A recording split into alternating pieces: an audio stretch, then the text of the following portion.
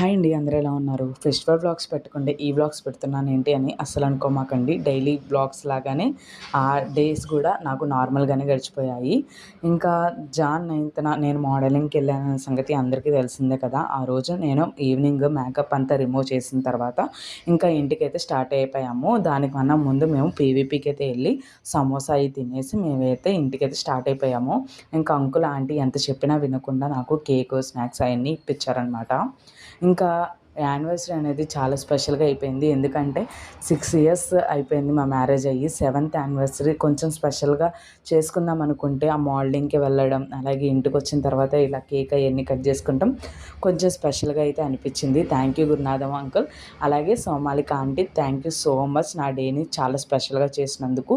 అలాగే ఇన్‌స్టాలో, యూట్యూబ్‌లో కూడా చాలామంది నాకు విషెస్ అయితే చెప్పారు. చాలా చాలా థ్యాంక్స్ అండి. అప్పుడు వ్లాగ్ ఇప్పుడు పెడుతున్నానని అసలు ఎవరు తిట్టుకోవద్దు ప్లీజ్.